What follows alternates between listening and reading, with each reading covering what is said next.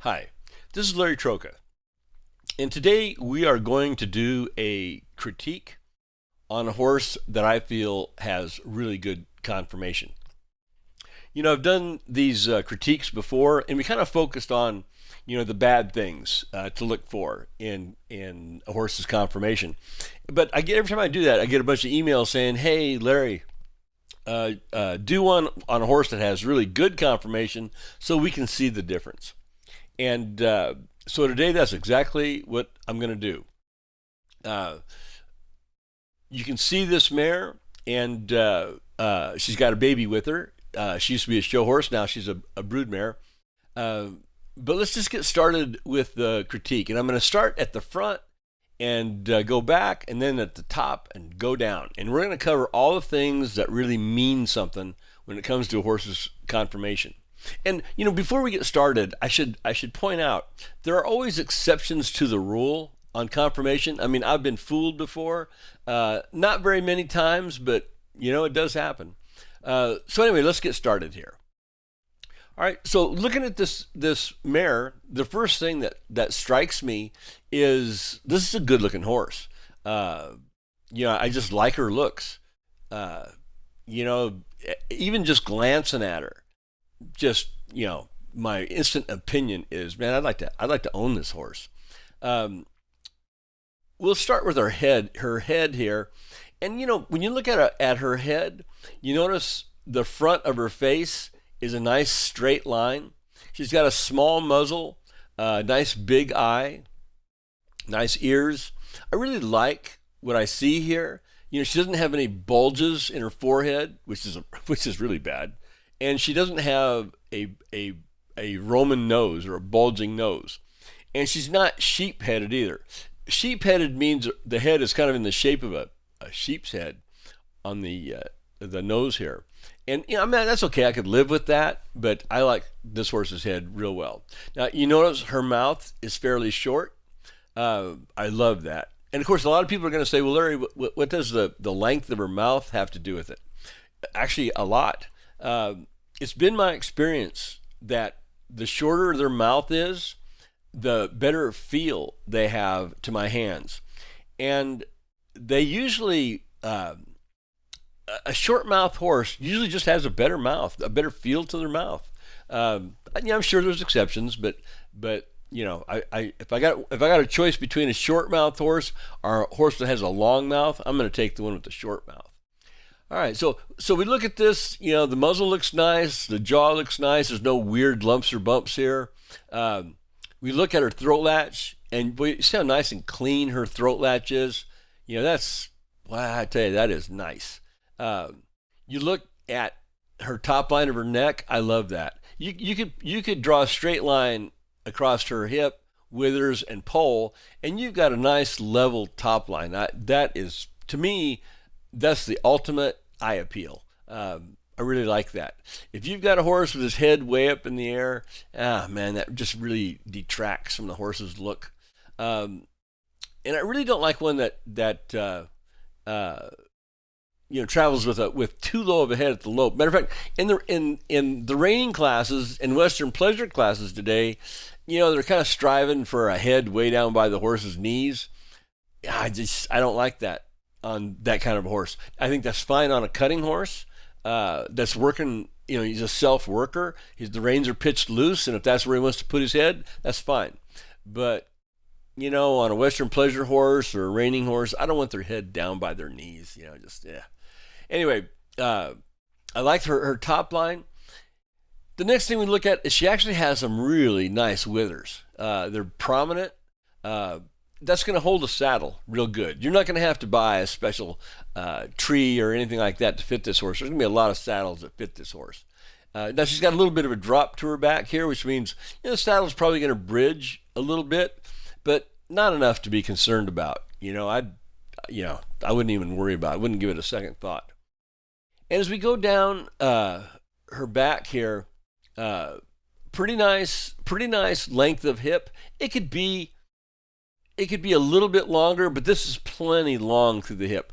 Basically, what we're looking at is the hip bone right here down to the point of the hindquarters, and that's pretty darn good. It's better than average, I'll say that. Uh, Tail set, I like that. It could even be a little bit lower, not much, but a little bit to be ideal. Nice thick tail. I know that's just for looks, but I sure like a horse with a nice thick tail. It just looks awesome. Now I'm gonna give you some stuff here that you may not have heard before, and very few people take it into consideration. But when you look at the length of this horse's shoulder and the angle of this horse's shoulder, that tells me she's got a lot of angle, which tells me she's probably going to be a pretty darn good athlete. The other tip off that she's really going to be a good athlete is you see her chest right here, and see how high the bottom part of the neck comes out of the chest. That is ideal. When you see a horse at the bottom of his neck is coming out the chest way down here, that is usually going to be not a very good athlete. They're going to be heavy on their front end usually. And again, there's always exceptions to the rule. But man, I tell you what, this prominent wither, length of shoulder, neck position, this is all right. I mean, in my eyes, this is perfect. Her back is medium length. It's not too long, and it's not too short. I just consider it ideal. Now, for a performance horse like a reining horse or a cutting horse, there's an element to the conformation that I think is just critical. And here it is, right here. You see the top part of her croup here, and when we look and go down to her flank, to the underline of her body, you see how deep she is. Whoops, I messed that up. There we go. You see how deep she is through the flank here. I mean, man, that is. If they're not deep and strong through this area, they usually can't stop as good as they need to. I mean, if you're looking for a reining horse or a cutting horse, they almost have to be real deep through here, because both the reining horse and the cutting horse have to be extremely good at stopping. They got to be really strong to stop from speed. So this is just critical. You got to have this. You don't have this, you're screwed. And when I look at the rest of her, the Gaskins look nice and strong. You can see the angle of the hock right here on the leg that's on the far side. That is a really nice angle. It's enough angle that it's going to help her stop, but it's not so much angle that it's going to make her pop curbs. A curb, all right, you see the point of the hock right here? A curb is a bowed tendon right below the point of the hock. And it happens a lot on horses that have too much angle in the hock. So you always want to avoid a sickle hocked horse. If they have a bunch of angle to their hind leg, that's why we call that a sickle hocked horse. And it just puts too much strain on the tendon back here. So the other thing that I really, really, really like is you'll notice her cannon bones on the front legs and the back legs. Do you see how short they are in relation to the upper leg? The cannon bones are quite a bit shorter than the upper leg. And that's critical if you want to have a good mover or a good athlete. I mean, you just got to have it. There's just no way around it. If their cannon bone is as long as the upper leg, they usually lope real high off the ground. There's a lot of knee action and a lot of hock action. And if you're doing the reining, in the cutting it wouldn't matter. But if you're doing a reining class where the thing you're doing the most is loping circles, he's got to be a beautiful mover. And he won't be a beautiful mover if his cannon bones are too long. So let's just work down here. And then you see this mare's fetlocks? They're kind of medium length, and I really like that. A horse with really long fetlocks Usually that's a weakness and it's going to cause trouble. If the fetlocks are too short, they're going to be really rough to ride. But I like hers. They're pretty nice. I think, as a matter of fact, I think they're ideal. One thing that a lot of people don't consider is the actual size of the horse and the actual weight of the horse. Now, we only have a side view right here of this mare, but if we had her faced up, pointing at the camera, we would be able to see the front of her chest. And I hear people say so often, "Yeah, I want a horse with a nice big chest." Well, not if you want a performance horse. A horse with a great big chest, 9 times out of 10, isn't going to be a very good athlete. There's exceptions to that rule. I've seen exceptions to that rule, but they are. That's what they are. They're exceptions. Most horses, if they have a wide chest, they're not very athletic. Heavy on the front end. You really want the hindquarters of the horse darn sure to be bigger than the forequarters of the horse, and along with the deep flank, it'll be like he can really stop, be heavy back here, but be really light up front, be able to spin or turn around or work a cow. And I always look for that. If we could see the rear view of this horse, I would want to see how much muscle she has on the inside of her gaskin. Now, right here in this photo, I can see she has plenty of muscle on the outside of her gaskin, but the inside gaskin is really, really important. If she has a small inside gaskin muscle, that's a weakness. She might not be able to stop as good as a horse with a large inside gaskin.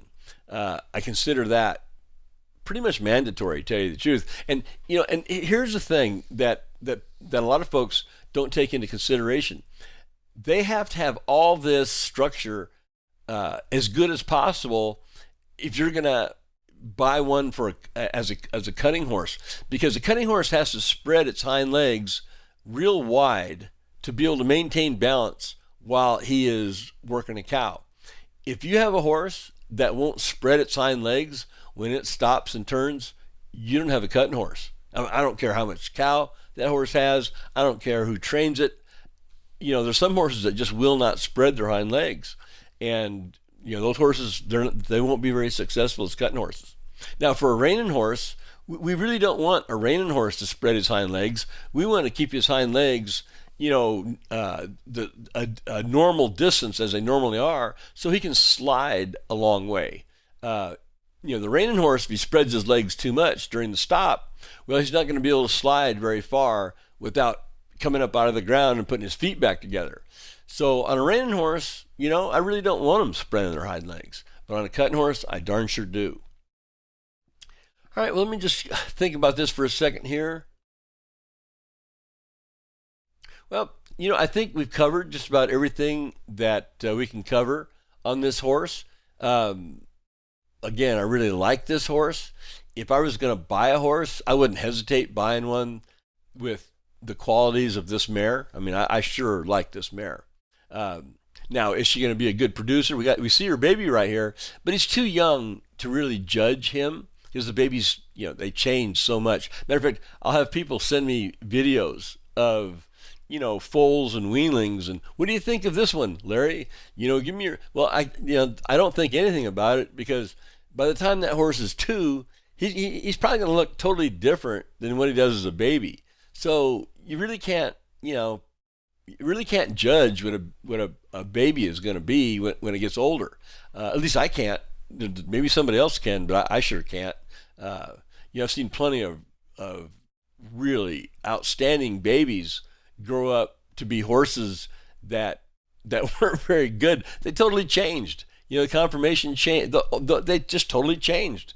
They look great as babies, and they look really bad as older horses. And I've seen vice versa. Also, I've seen some babies that look terrible, and then they hit that 2 or 3 year old year, and they look gorgeous. So you never know. All right, well, we're going to wrap this up. If you have any specific questions, feel free to email me. and I'll try to answer it best I can. All right, take care.